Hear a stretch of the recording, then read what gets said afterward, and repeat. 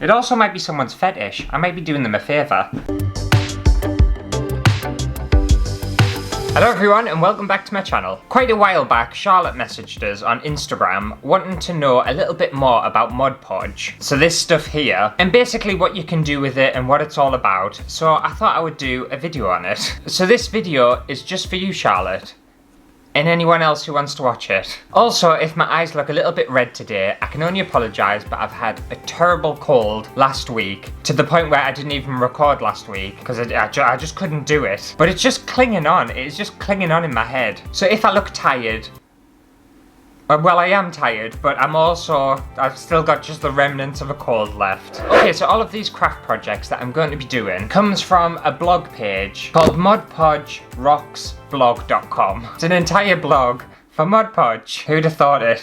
And it's 20 easy craft ideas for beginners, which is just great. I shouldn't have any issues, should I? So the first Mod Podge craft idea are glass magnets. So all you need is a little glass bead like this, some pictures you want for your magnets, and obviously I've got a selection here. My gorgeous green screen, bald head. And then there's a picture here of my dogs when they were puppies, and they were absolute little shits when they were puppies. They destroyed everything, but they were just so cute. So what I thought would be interesting with this one is do like an eye magnet, and all you do is kind of see where you need it. Place your glass bead on there, do a little draw around, and then just cut into your face.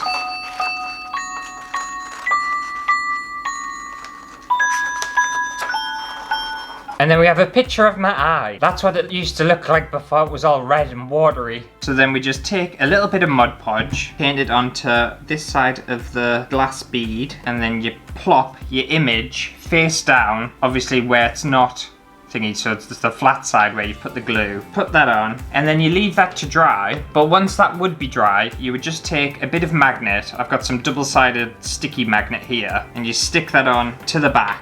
And then obviously all the Mod Podge will dry transparent and you'll have a magnet. But because I'm a professional, I did make some earlier on so you can see what they look like once they're dry. And this is them here. You're not going to be able to see these at all. I'll try and give you a close-up, but they're just very, very difficult to see. Oh, I'm no good with cameras. How do I focus you onto this? Oh, there we go. So it's quite difficult to see, but that's my head in there. We've got little Abel there. Oh, how cute. We've got Kane. Oh, look at him as a puppy. Oh, I wish they could stay puppies forever. And then me again, being a little poser in my Ice Dye outfit. So that's one craft you can do with Mod Podge. And it was really, really simple, very easy, quite subtle though. And although I've got quite a few more craft projects to do in today's video, I need to have a little word with you at the end. So I'm not going to comment too much on the kind of quality of these crafts or anything like that. I'm going to save it for the end because I've learnt a lot and I feel like I need to be heard. It might end up being a little rant, I don't know. We'll soon find out. Okay, so the next Mod Podge craft idea is a napkin jewellery box. So I just bought this lovely little glass jewellery box off Amazon, and to be fair, I think it looks nice just how it is. It's very tiny though, I don't know what you would put in it. And because I wanted to put my own spin on this little jewellery box, I decided to use a Frida Kahlo napkin and also some floral napkins to decoupage this little jewellery box. So all I did was cut the napkins down to size, painted a moderate layer of Mod Podge onto the surface of the jewellery box, and then took Frida Kahlo's face and stuck her to the jewellery box, making sure to run my finger over it and press it down so it was fully secure on the surface of this jewellery box, and then just cut away some of the excess while I was on. And it's looking good so far. And then I just repeated the exact same steps for the sides of this jewellery box with some floral napkins, and then put that to one side for it to dry. Once it was dry, it was looking a little bit like this, but now it was just time to cut all the excess off and try and neaten it up the best I could.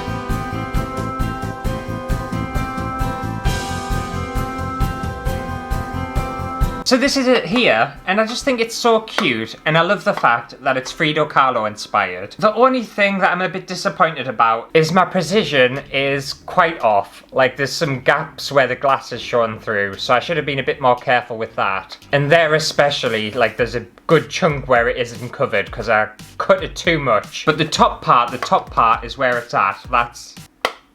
I think I did well on that bit, but yeah, precision and detail, it's not my strong suit, so I think I've done okay for something as intricate as this is. And to be fair, I think mine looks better than what theirs does in their original little craft picture. Theirs looks boring. Mine has Frida Kahlo on it. So the next Mod Podge craft idea that I'm going to be making is a Mod Podge suitcase. And they went for a lovely heart design, but hearts really aren't my aesthetic. So I instead went for circles. So I just cut a variety of different napkins into circle shapes. I then bought myself this lovely luxury luggage set off Amazon, mainly because I didn't want to spend a fortune on a suitcase that I was just going to stick stuff to. But I think it'll look quite cute. I had to peel the sticker off first before I started because otherwise that would just drive us insane. And once the sticker was gone, I just decided to layer some Mod Podge onto the surface of this little wooden suitcase and then placed my napkin over the top of it. Very similar, in fact exactly the same method as we used for the jewellery box, and just kept going over and over again until I was happy with it.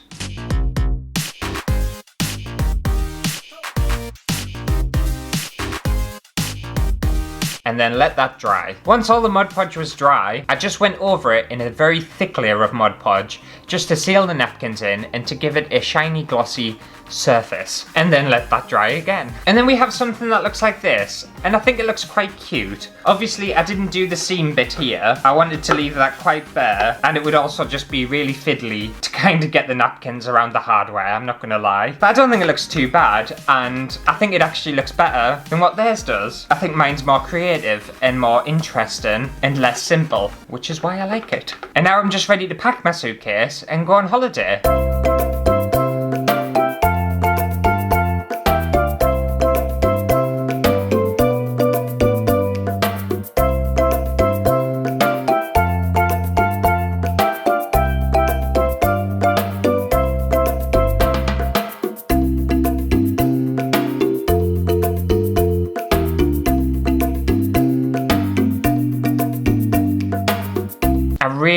Really need a holiday. So the next Mod Podge craft idea that I'm going to be recreating are these glitter shoes. So I just took an old pair of heels. These are just my day shoes. My night heels are a lot taller and a lot sexier than these. These are a little bit frumpy. So I think glitter, I'll just zhuzh them up quite a bit. And I think you basically know what the process is behind these glitter shoes, and it's basically just paint the surface of the shoe with Mod Podge and then just pour a shitload of glitter over the top. And it was actually quite fiddly, and it was messy, and there was glitter absolutely everywhere. I found it in my bed, I found it in my hair, it just got all over the place. But if you're gonna do this, always do it over a bit of paper, because then you can just tip all the glitter that fell off straight back into the glitter tub, even though it's just still everywhere. So my glitter shoes were finally dry, and unfortunately there was still a little bit gappy in certain places, which I could of course go back over with some more Mod Podge and then add more glitter, but quite frankly I just didn't have time. However, because I don't want all of this glitter just shedding all over the place, I sealed it all in with another very thick layer of Mod Podge. And now they look like this, and yes, there's still a few gaps in them, like all the way along the side and a big gap there, but I tried my best. But even knowing I put a thick layer of Mod Podge over the surface, glitter is still getting everywhere. But it's all well and good showing you what they look like in my hands. You need to really see what they look like on my feet, so I'm going to model the shit out of them. However, these shoes don't fit my feet at all. I don't even have big man feet. I have quite small feet for a man. I feel like I need to chop off my toes to fit into them. However, I'm going to try it, just for you out there, just so you can enjoy seeing these glitter shoes on my feet. It also might be someone's fetish. I might be doing them a favour. Ah, they're so sharp, they're so painful. Oh my god. I'm gonna break my ankle, oh my god. I will fit my feet in you. Oh, the pain. Oh, the pain. How do people wear heels? Oh my god. The thing is, the Mod Podge and the glitter has made the shoes a lot harder. They're a lot less flexible than they were before. Why do I have to have toes for?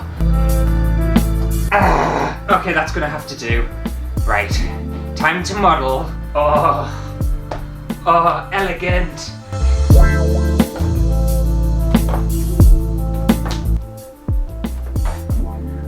Yeah, Oh, that's better. Oh, that's nice. When you get used to them, it's fine. Once they're on, the pain stops, and it's all good. No pain, no gain. Yeah. Ooh, ooh. Should I try a little run? Okay, I'm gonna have to take them off. Look at the state of that. There is glitter all over my feet, even knowing I Mod Podged them and sealed it in. What was the point? I'm sorry if that was too sexy for anyone out there. That was some X-rated content right there. Definitely, it was something else. And for the final Mod Podge craft idea that I'm going to be attempting to recreate in today's video are these fabric mini lamps. And I think they look quite cute. They look alright, don't they? Not too bad. So first off, I just took a plastic cup and cut it in half and flattened it out onto a piece of paper and then drew around the cup just so I could get a template for the fabric, and then just cut my template out as well. I then gathered a bunch of old fabrics. There's some old bedding, old t-shirts, just old whatever I had lying around, laid the fabric flat, put my template over the top, and then drew around that template, and then just cut my piece of fabric out. Once I'd done that a bunch of times, in fact I did that 20 times, it took forever, I had all of these pieces of fabric cut to size. So the next step was to just Mod Podge over the surface of the cup, and then stick the fabric over the top of the cup. It's as simple as that. And then I obviously had to repeat that again for another 19 times. Okay, so now I have all my little cups with the fabric on top of them. Unfortunately, on some of the lighter fabrics, the Mod Podge has kind of come through and you can see it, which looks a little bit shitty, so I don't know what you can do about that. Now all I need to do is try and get the lights into these cups somehow. Oh, I hate untangling lights. So I'm hoping if I just punch a little hole in the top of here, just kind of like a little crisscross, hopefully I can just shove the light in and then I won't need to glue it in or anything like that.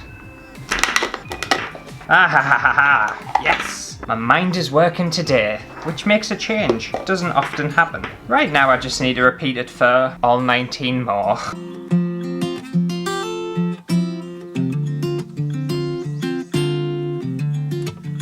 Okay, so that's all of them done. Let's just see what they look like lit up. No, you can't. I think the studio lights are just knocking it out, but I think the best thing to do is to string them up on my bed, and then we'll get the full effect at night time.